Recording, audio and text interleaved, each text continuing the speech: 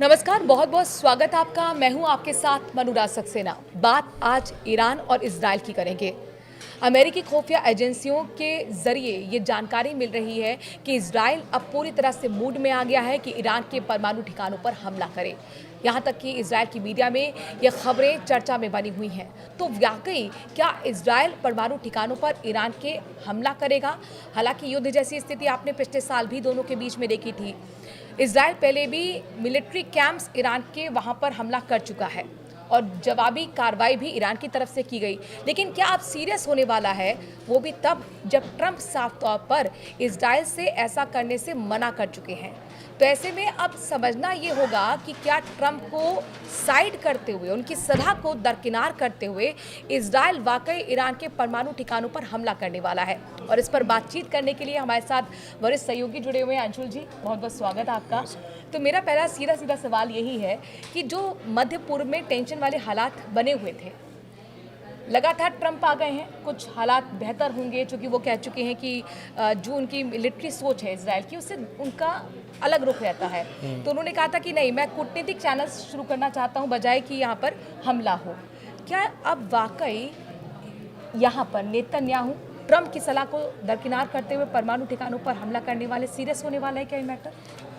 देखिए, ऐसा कोई सीधा हमला करने के लिए बिल्कुल वो आमादा हैं और बिना अमेरिका के प्रश्रय मिले या बिना अमेरिका का सहयोग मिले, ऐसी बात तो बड़ी मुश्किल दिखती है। लेकिन जो स्थितियां इस समय बन रही हैं इजराइल के लिए, और जो मौका है, एक आदमी मौके की तलाश करता है, जब आदमी के पास मौका सबसे मुफीद हो, ईरान से उसका पुरानी दुश्मनी तो है ही।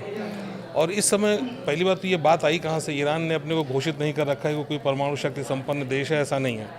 लेकिन अगर उसने अपने को परमाणु शक्ति संपन्न बना लिया हो या ऐसी संभावनाएं हों, क्योंकि यूरेनियम के समर्थन से उसने इनकार नहीं किया है। हालांकि यूरेनियम समर्थन का इस्तेमाल शांतिपूर्ण कार्यों के लिए भी होता है, कार्यों के लिए ही होता है। लेकिन जिस तरह की स्थितियां उसके सामने बनी हैं, उसके पास कोई और सहयोगी देश उसके जो थे, सीरिया, असद सरकार का पतन हो चुका है, लेबनान, हिजबुल्लाह उसके जो सबसे बड़े समर्थक या उसके अपने बनाए हुए संगठन थे, उनका लगभग खात्मा हो चुका है।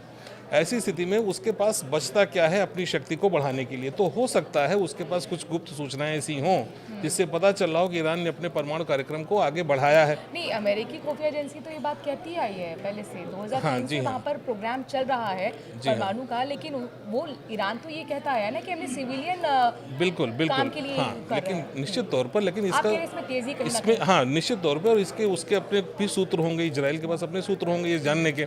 और निश्चित तौर पे अमेरिका के जो अपना निहित स्वार्थ वहाँ पर है, और जो इजराइल की बात है कि वो क्यों उस पर हमला करेगा, दोनों में डिफरेंस है। अमेरिका के लिए ये उतना बड़ा कोई उसके लिए खतरा नहीं, लेकिन इजराइल के लिए सीधा खतरा है, और उस खतरे को जितनी जल्दी वो कर्व करना चाहे वो करना चाहेगा।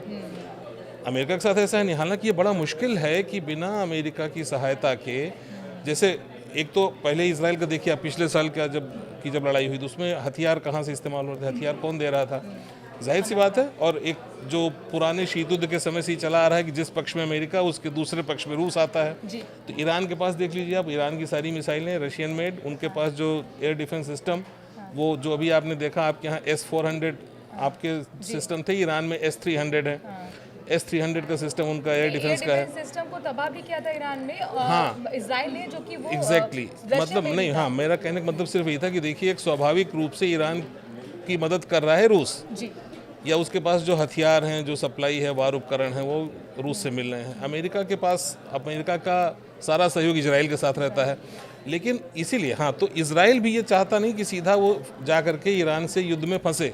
उसको अमेरिका के सहयोग की जरूरत तो है ही। बगैर अमेरिका के सहयोग के वो सीधे युद्ध अपने सिर पे मोल नहीं ले सकता। हाँ,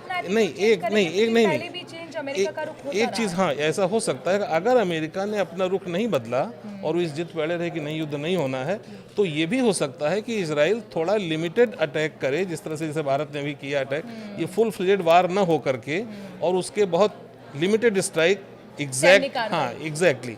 तो जैसे एक स्ट्राइक आपने उसके सिर्फ परमाणु ठिकानों पे कर दी आपने, हाँ, थोड़ी स्थितियां भी फेवरिंग इसलिए हैं कि जो अभी मिसाइलें उसके पास हैं इराक के पास, उनके लिए जो दोनों देशों की अगर आप भौगोलिक स्थिति देखें तो हाँ, तो उनकी जो मिनिमम डिस्टेंस जो बनती है वो 1000 किलोमीटर, और तेल अवीव से अगर देखा जाए दूरी ईरान की तो लगभग 1600 किलोमीटर की पड़ती है।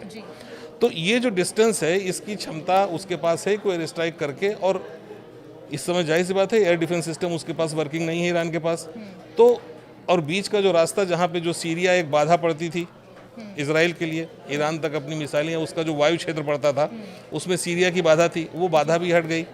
तो ऐसा हो सकता है कि एक लिमिटेड स्ट्राइक करके और वो उन परमाणु ठिकानों को ध्वस्त कर दे और इसे एक फुल फ्लेजेड वार का रूप न दे, ऐसा हो सकता तो है। आप ये कह रहे हैं कि सीरिया का जो आसमान है वो एक तरीके से खुला आसमान मिल गया, एयर स्पेस मिल गया है। हाँ जी, हाँ जी। इजराइल को जिस तरीके से वहाँ पर मिलिट्री कैंप को ध्वस्त किया है, हमास को खत्म एक तरीके से उसकी हाँ रीढ़ जी। तोड़ दी है, हाँ जी, तो हाँ कुल जी। मिलाकर सीरिया के रास्ते से आसान होगा ईरान पर डायरेक्ट अटैक करना इजराइल के लिए। हाँ, एक जो आप मिनिमम जो दूरी, एक न्यूनतम दूरी का आप आकलन करते हैं, तो उसके लिए जैसे मान लीजिए अगर सीरिया में जिस जो वर्तमान स्थिति है, आज की स्थिति न होती, तो उस समय बगैर अमेरिका के अत्याधुनिक उपकरणों के इजराइल ये सोच भी नहीं सकता था कि सीधी एयर स्ट्राइक करे, क्योंकि बीच में सबसे बड़ी चीज़ तो थी कि असद की सरकार, इधर लेबनान के जो लड़ाके थे वो भी, हमास भी पहले जिंदा था, अब तो समझो वो भी एक तरह से लगभग उसके भी काफ़ी कसबल ढीले पड़ चुके हैं। इस स्थिति में अब उसके पास कोई प्रतिरोध नहीं बचा।